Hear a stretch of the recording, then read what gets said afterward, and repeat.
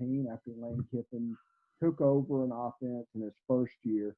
So a lot of the same stuff you're going to see at Ole Miss when he takes over there.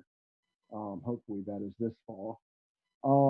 Right now, we're going to look at the Wisconsin game, and we're just going to show the timing improvements and what the offense looks like. It's like right now in the Wisconsin game, Daniel Parr is the quarterback. He's more of a passer. He's more of a Matt Corral type as opposed to John Rice Plumlee. So it can give you an idea of what this will look like. I'm sitting here with Corey Burton, and he is the offensive coordinator at Hillwood High School, and he's going to break it all down for us. Welcome into the offensive boot camp. Thank you, Steve.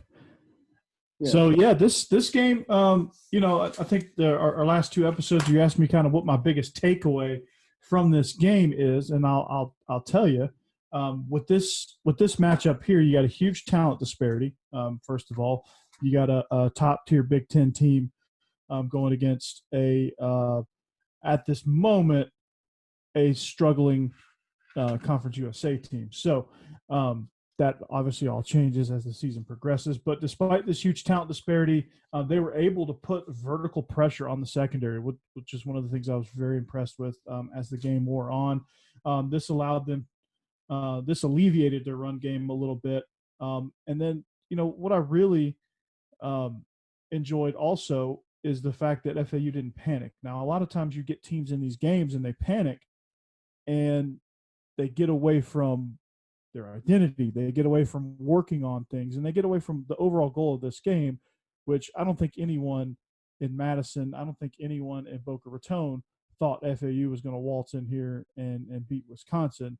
That was probably, they were going to give it their best shot, but that was probably never the goal. So they just wanted to get their timing right, work on their run game, work on their identity, and establish their offensive culture. And work to do that each and every game. And as they do that, it'll settle in and you'll see it later on as the season goes. And even in the second cut up that we'll watch, you'll kind of see their identity and their culture really sink in.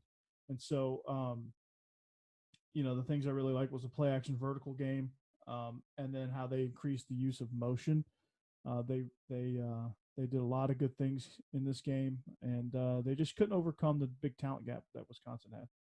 Yeah, and that's one of the reasons I picked this, because of the talent gap that Ole Miss is going to face in the first half of the season this year, with Alabama, Auburn, LSU, and Florida all set to appear. So this kind of gives you an idea of what this offense can do when they're outmatched superior. Mm-hmm. Especially up front. That's where the biggest, because receivers are good everywhere. Skill guys are good everywhere. I mean, Devin Singletary's a stud in the NFL. It's up front is where the biggest gap is. And so here you go. All right, let's get it started.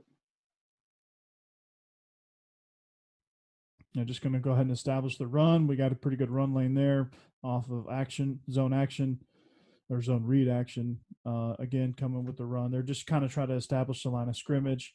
Here's your favorite lane formation. Wisconsin is just overwhelming them right now, which is fine. I really like how FAU is patient early on. They're going to establish everything they're going to do that's going to give Wisconsin fits later on. As you notice here, we talked about it in the last episodes, the stupid splits.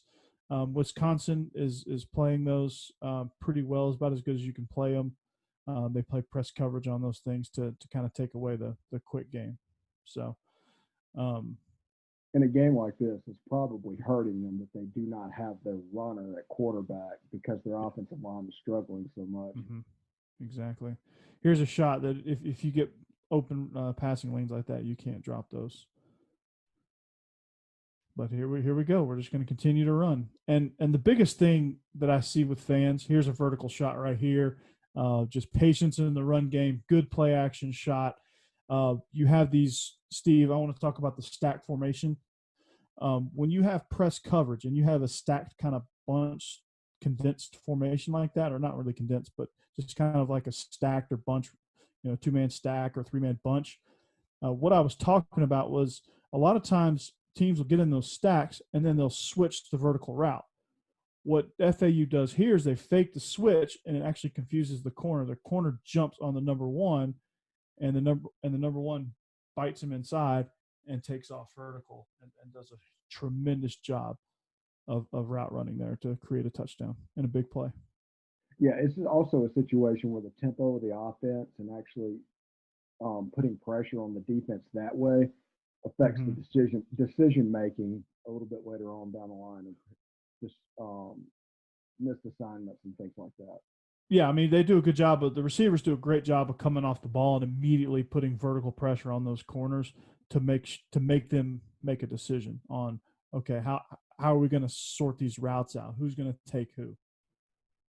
But here you see more running, more option in this game. You start to see an increase of that. Here's some short motions that they're using, motions to get in those stack formations. It is really, really good, really clever. A lot of spread stuff.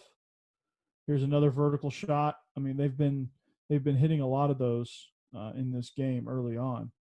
This one, just a double post, and does a really good job of shielding that guy. Talk about decision making when it comes to the quarterback position and how that is probably the most important aspect of this offense. Yes, I mean, decision making, and a lot of it comes pre-snap, and a lot of it comes from before you even step foot on the field with your decision making, because if you kind of get a feel of what they're doing based on the looks that they give, the defense is always going to reveal its cards.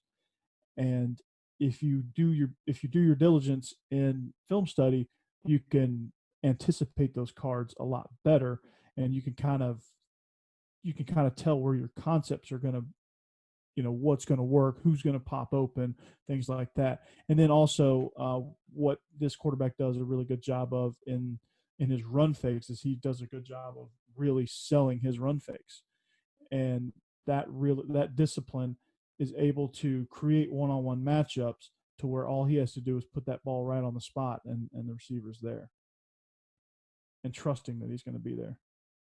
And they haven't played particularly well. And at this point, you can tell that they're in this game. Yeah, they are, and they've given themselves shots that it appears that they're controlling the clock a little bit. They're trying to shorten the game. Their run game is opened up because of play action. Now they're starting to get a little more. We're in the second half now. They're starting to get a little more cushion on those outside screens. They're starting to get some room in the RPO game because of those vertical shots. That's what the vertical shots do.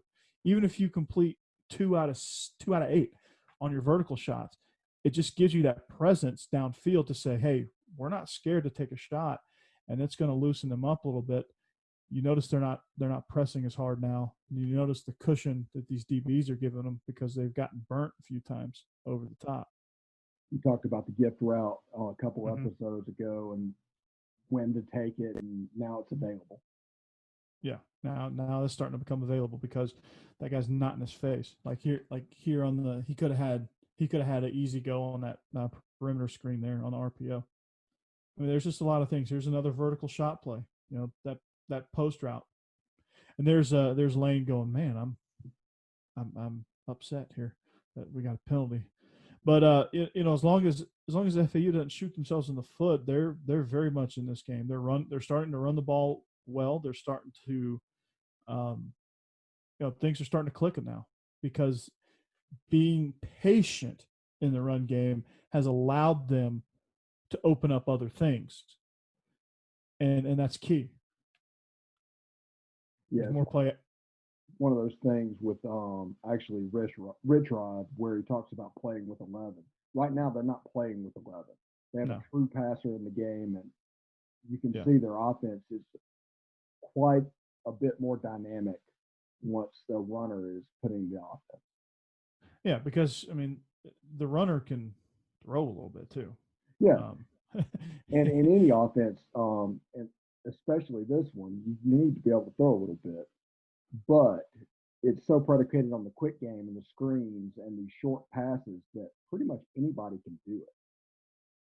Yeah, and it creates that third threat to where, again, those stupid splits have meaning. If you can't do anything with the stupid splits, they have no meaning and they're not going to respect it. Here's another vertical shot. They don't hit it, but it does force Wisconsin to play vertical. Now their third and a mile draw plays a really good call there. Just let your defense go to work. Your defense is obviously holding their own here. We're coming to the end of this video. Talk about real quick the quick game and why they do the long hitches in the Baylor offense. The long hitches are meant to. It's almost kind of the Baylor offense is almost kind of designed around the choice route. A lot of those long hitches you'll see are probably choice routes that the cornerback is sitting on the vertical, so they throttle it down and get into a hitch. But they're meant to be deceptive. They're meant to get the cornerbacks to bail. They're meant to kind of diagnose the coverage. Is that cornerback bailing off the snap and getting into his zone, or is he staying with you on the hitch? And that's kind of what they're doing with that. And if you get a team that's going to play a lot of quarters, you get a team that's going to play a lot of cover three, those long hitches are going to be really good.